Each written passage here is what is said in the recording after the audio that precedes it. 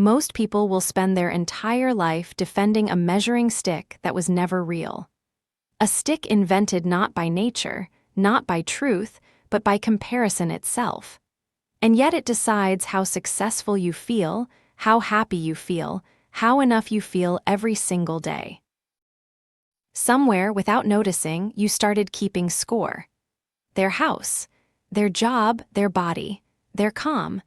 You built an invisible ladder in your mind, and quietly you have been climbing it, one comparison at a time, since you were a child. The strange part is this. No one handed you that ladder. No one signed the rules.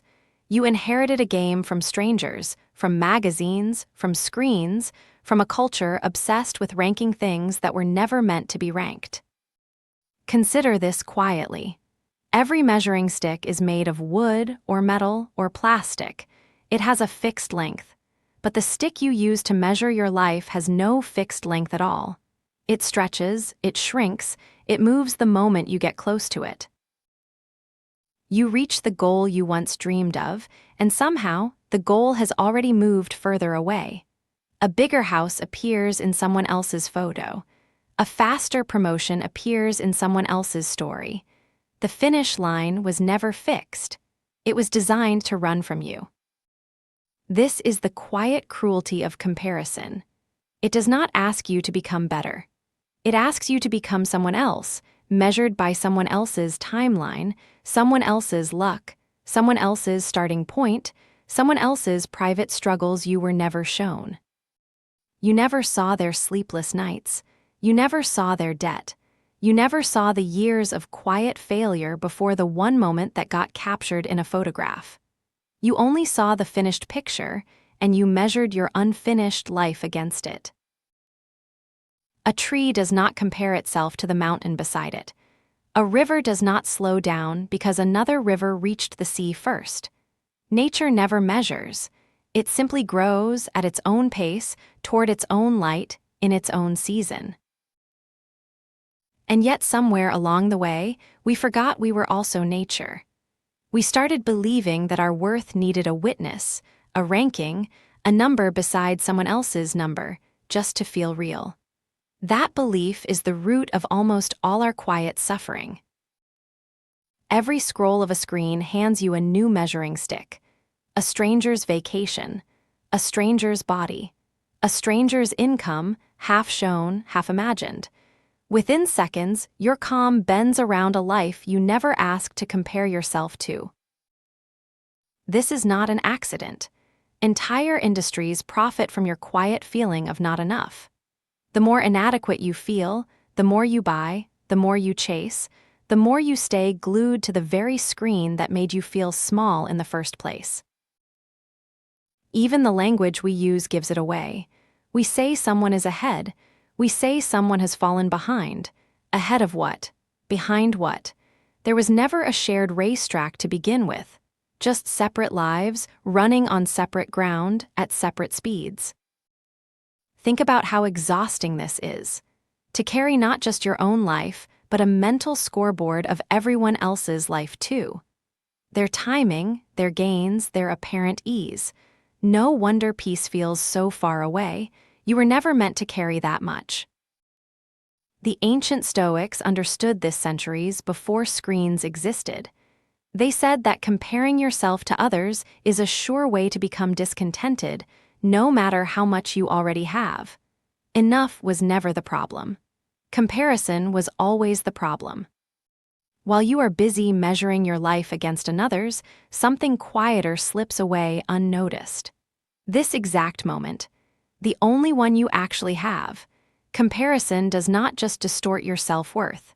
It steals the present, minute by minute, replacing it with someone else's highlight reel.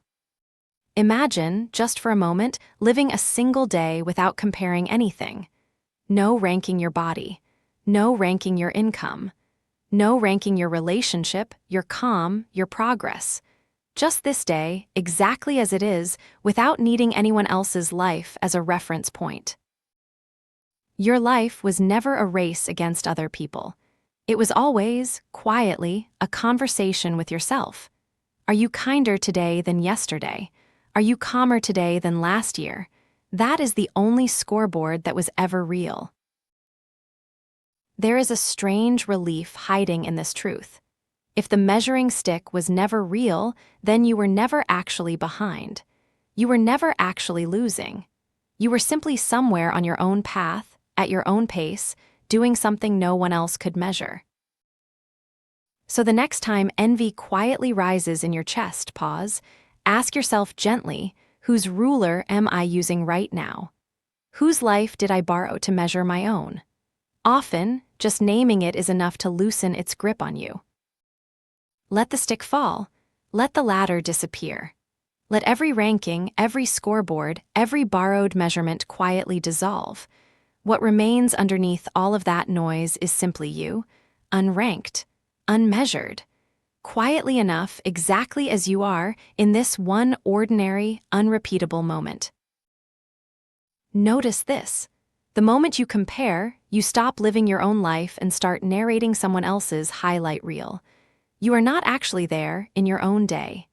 You are standing outside it, arms crossed, keeping score of a game no one asked you to play. The ancient Stoics had a word for this trap.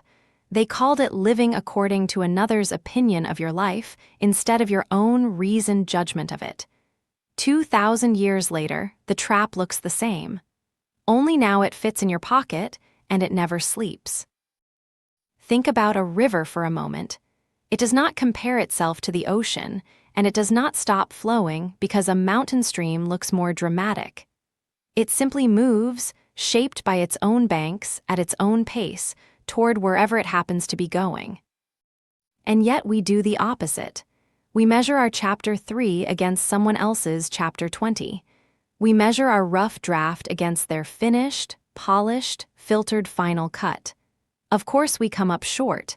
We were never comparing like things to begin with. Here is the quiet truth underneath all of it.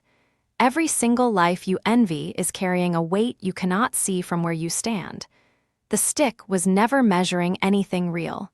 It was only measuring how much of the picture you were willing to ignore. So what do we do with this? We put the measuring stick down, not because comparison is evil, but because it was simply the wrong tool for the job all along, like trying to weigh grief on a kitchen scale. Some things were never meant to be measured against anything outside themselves. Instead, ask a quieter question. Not, am I doing better than them?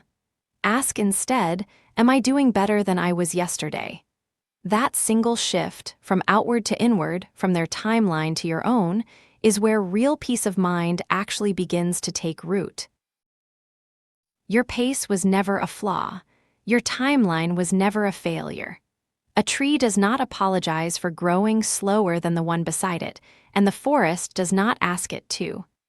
Every living thing simply grows according to its own roots, its own soil, its own quiet season. Tonight, before you sleep, try this small practice. Close the apps. Close the tabs. Sit for 1 minute in total silence and simply ask yourself what you actually want, underneath everyone else's noise. You may be surprised how unfamiliar your own voice has become. There is a strange kind of freedom waiting on the other side of comparison.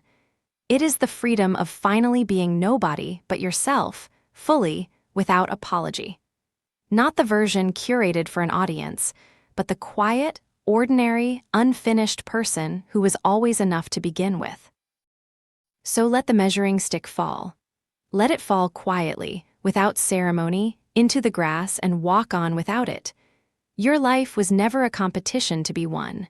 It was only ever a single, quiet path, asking to be walked at your own unhurried pace.